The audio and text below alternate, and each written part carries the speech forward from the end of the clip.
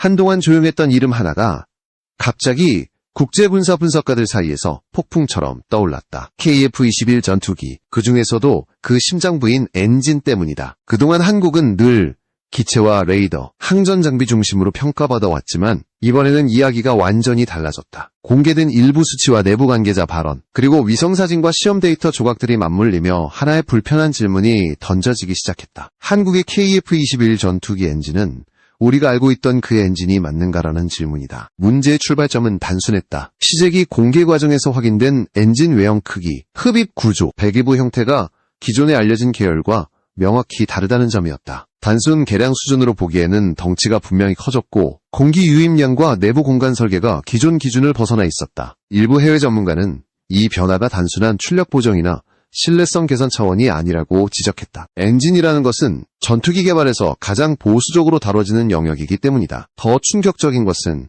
이 변화가 공식 발표보다 훨씬 앞서 내부적으로 이미 진행되고 있었다는 정황이다. 한국 정부와 방산당국은 줄곧 KF-21 엔진에 대해 안정성과 국산 화율 향상이라는 표현만 반복해왔다. 그러나 복수의 기술 분석 자료를 교차 검증한 결과 해당 엔진은 단순히 기존 설계를 다듬은 수준이 아니라 전혀 다른 단계의 확장을 전제로 설계된 흔적을 보이고 있었다. 이는 곧 향후 출력 상승, 고온 대응, 장시간 초음속 순항 같은 민감한 영역을 염두에 두고 있다는 뜻이 된다. 여기서 상황은 단순한 기술 이야기에서 벗어난다. 전투기 엔진 기술은 단순한 공학 문제가 아니다. 국제정치, 군사동맹, 기술 통제 체계가 복잡하게 얽힌 영역이다. 특히 고출력 전투기 엔진은 특정 국가들이 수십 년간 독점해온 분야이며 기술 이전은 철저하게 관리되어 왔다. 그런 영역에서 한국이 갑자기 덩치가 커진 엔진, 더 높은 잠재력을 가진 구조를 내놓았다는 사실은 필연적으로 의문을 낳는다. 그래서 지금 국제군사 커뮤니티에서는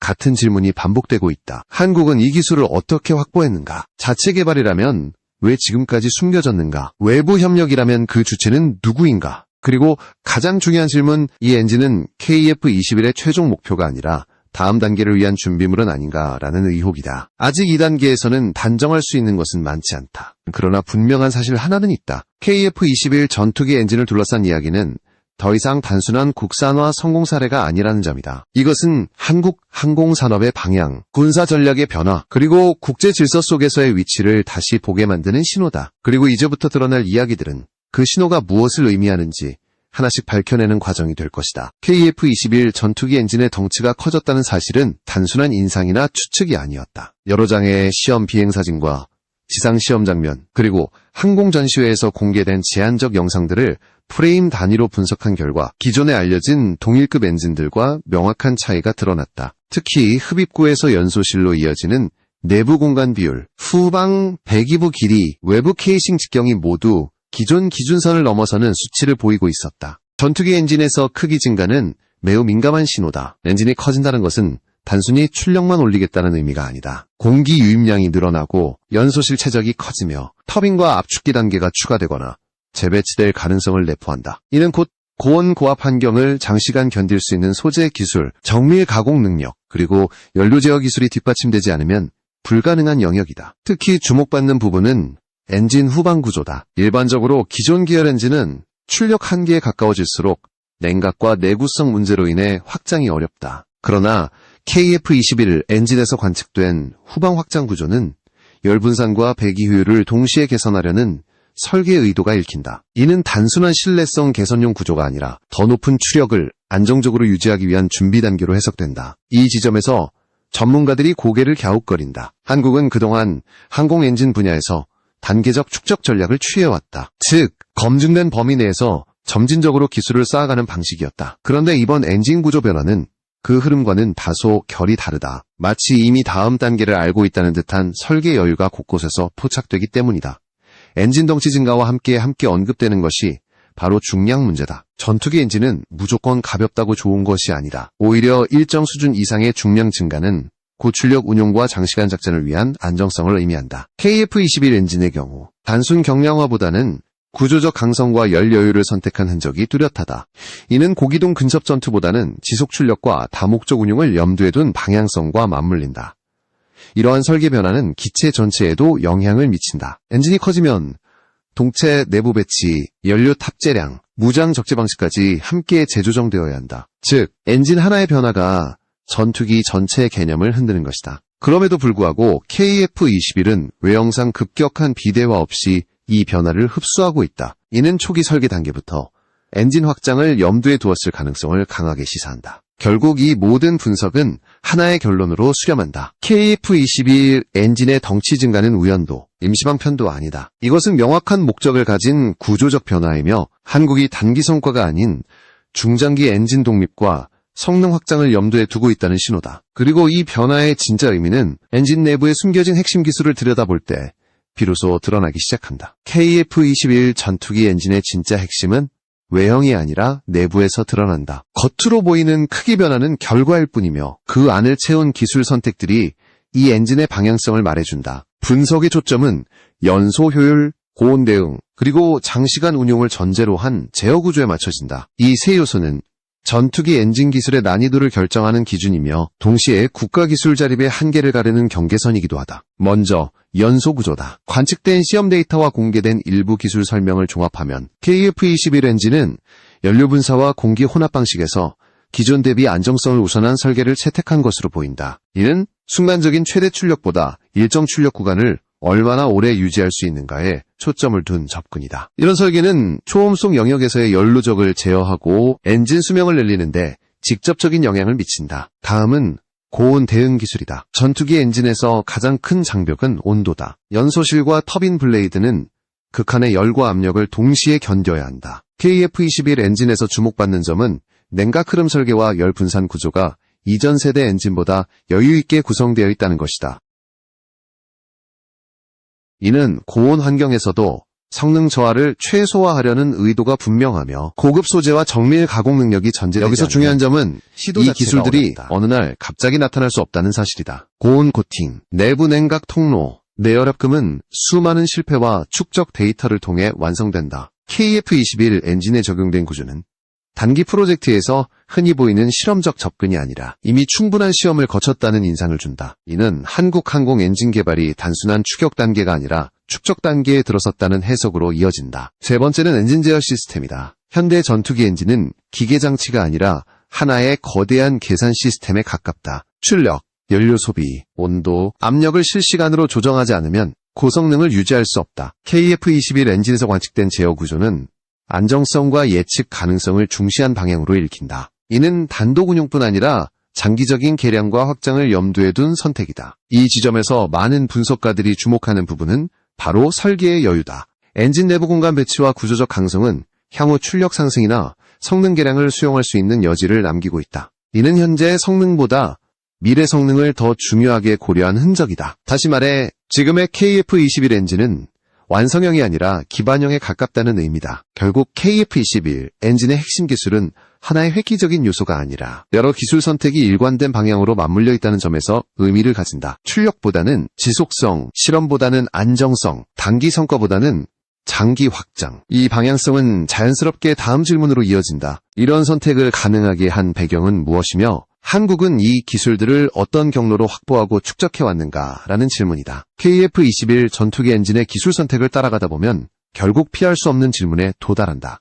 이 수준의 설계 판단과 기술 축적은 과연 어떤 경로를 통해 가능했는가라는 물음이다. 전투기 엔진 분야는 국제적으로 가장 폐쇄적인 영역 중 하나다. 단순한 부품 하나조차도 수출 통제와 기술 보호의 대상이 되며 핵심 설계 개념은 동맹국 사이에서도 쉽게 공유되지 않는다. 그럼에도 불구하고 KF-21 엔진에서 관측되는 여러 요소들은 이미 성숙 단계에 진입한 개발 체계를 전제로 한다. 이는 단기간의 외부 주입이나 단발성 협력으로는 설명하기 어렵다. 오히려 장기간에 걸친 시험 데이터 축적, 반복 설계, 실패를 포함한 경험의 누적이 자연스럽게 반영된 결과에 가깝다. 이런 유형의 성과는 특정 한 해나 특정 한 계약으로 만들어지지 않는다. 일부에서는 외부 기술 이전 가능성을 거론한다. 그러나 현실적으로 고출력 전투기 엔진의 핵심 영역은 공식적인 이전 대상이 되기 어렵다. 국제규범과 정치적 부담을 고려하면 설계 철학과 내부 구조까지 넘겨받았다는 가정은 설득력이 낮다. 대신 보다 현실적인 설명은 공동 연구, 부품 단위 협력, 그리고 공개되지 않은 시험 경험의 장기적 흡수다. 이는 법적 테두리 안에서 가능한 최대치의 기술 축적 방식이다. 한국 항공 엔진 개발의 특징은 바로 이 점에 있다. 단번에 도약하려 하기보다는 여러 단계의 프로젝트를 통해 점진적으로 복잡도를 높여왔다. 초기에는 신뢰성 확보, 그 다음은 운용시간 확대, 이후에는 열과 출력 관리로 이동하는 구조다. KF-21 엔진에서 보이는 설계 여유와 구조적 안정성은 이 과정이 단절되지 않고 이어져 왔음을 보여준다. 또 하나 주목해야 할 요소는 인력과 조직의 연속성이다. 엔진 개발은 특정 장비보다 사람의 경험에 더 크게 의존한다. 설계자, 시험 엔지니어, 품질 관리 인력이 같은 방향성을 공유하지 않으면 일관된 결과가 나오기 어렵다. KF-21 엔진의 내부 구조가 보여주는 일관성은 이러한 인적 자산이 오랜 기간 유지되고 발전해왔다는 간접 증거로 해석된다. 이 모든 요소를 종합하면 기술의 출처를 단순히 외부 혹은 내부 중 하나로 단정하는 것은 의미가 없다. 중요한 것은 한국이 이미 전투기 엔진을 스스로 설계하고 확장할 수 있는 문턱을 넘었다는 사실이다. 더 이상 단순한 조립이나 제한된 개량 단계가 아니라 방향성을 스스로 선택할 수 있는 단계에 진입했다는 점이 핵심이다. 이 단계에 이르면 기술은 더 이상 숨길 수 없다. 주변국과 동맹국 그리고 경쟁국들은 자연스럽게 반응하기 시작한다. KF-21 엔진을 둘러싼 국제적 시선이 급격히 늘어난 이유도 바로 여기에 있다. 그리고 그 반응은 곧 군사 전략과 외교 계산으로 이어지게 된다. KF-21 전투기 엔진을 둘러싼 변화가 구체적으로 분석되기 시작하자 국제사회의 반응도 빠르게 달라졌다. 이전까지 KF-21은 중형 전투기 개발 프로젝트라는 틀 안에서 평가받았지만 엔진 이야기가 본격화되면서 시선의 무게가 완전히 달라졌다. 전투기 성능의 상한선을 결정하는 요소가 엔진이라는 점에서 이 변화는 단순한 기술 뉴스가 아니라 전략적 변수로 받아들여지기 시작한 것이다. 먼저 가장 민감하게 반응한 쪽은 기존 항공 강국들이다. 이들은 공식 논평에서는 신중한 태도를 유지했지만 내부 분석 보고서와 전문 매체를 통해 KF-21 엔진의 확장 가능성을 면밀히 검토하고 있다. 특히 주목하는 부분은 현재 공개된 성능이 아니라 구조적으로 확보된 여유가 의미하는 미래 잠재력이다. 전투기 개발 역사에서 이런 여유는 종종 다음 세대 도약의 신호로 작용해왔다. 동시에 수출 시장에서도 미묘한 변화가 감지된다. KF-21을 관심 있게 지켜보던 국가들 사이에서는 단순한 기체 성능 비교를 넘어 향후 개량 가능성과 독자 운용 범위에 대한 질문이 늘어나고 있다. 엔진이 특정 국가의 통제에서 벗어날 수 있다는 인식은 구매국 입장에서 전략적 자율성을 크게 높여주는 요소다. 이는 가격이나 무장 옵션 못지않게 중요한 판단 기준으로 작용한다. 군사 전략 차원에서도 의미는 작지 않다. 엔진 기술의 자립은 단순히 전투기 한 기종의 문제가 아니라 유지 보수 체계, 장기 운용 계획, 전시 상황 대응 능력까지 포괄한다. KF-21 엔진이 보여주는 방향성은 한국이 향후 공군 전력 운용에서 더 큰 선택권을 확보하려는 의지를 드러낸다. 이는 동맹 구조 안에서의 역할 변화로도 이어질 수 있다. 흥미로운 점은 주변국들의 시선이다. 일부 국가는 공개적으로는 큰 반응을 보이지 않으면서도 자체 개발 계획과 비교 분석을 강화하고 있는 것으로 알려졌다. 전투기 엔진은 한 국가가 단기간에 따라잡기 어려운 분야이기 때문에 누군가 그 문턱을 넘기 시작했다는 신호 자체가 압박으로 작용한다. KF-21 엔진이 갖는 상징성은 바로 여기에서 발생한다. 이러한 국제적 반응은 결국 하나의 질문으로 수렴한다. 한국은 어디까지 가려 하는가라는 질문이다. 현재 KF-21 엔진은 시작에 불과한가? 아니면 최종 목표인가? 그리고 이 엔진을 기반으로 한 다음 선택들은 어떤 군사적, 정치적 파장을 불러올 것인가? 이제 관심은 기술 그 자체를 넘어 그 기술이 만들어낼 미래로 이동하고 있다. KF-21 전투기 엔진을 둘러싼 모든 분석과 반응을 종합하면 이제 이 이야기는 하나의 결론이 아니라 방향성의 문제로 귀결된다. 지금까지 드러난 사실들은 단순한 기술 성과를 넘어 한국이 항공 엔진 분야에서 어떤 위치를 선택하려 하는지를 분명하게 보여준다. 더 이상 추격자나 제한된 협력자의 자리가 아니라 스스로 설계의 범위와 속도를 결정하려는 단계에 접어들었다는 신호다. 중요한 점은 KF-21 엔진이 완성형으로 보이지 않는다는 사실이다. 내부 구조의 여유, 열관리 설계, 제어체계의 확정성은 모두 다음 단계를 전제로 한다. 이는 현재 성능을 과시하기 위한 선택이 아니라 장기적으로 더 높은 출력과 다양한 운용 개념을 수용하기 위한 기반에 가깝다. 다시 말해 지금 공개된 모습은 시작선일 가능성이 높다.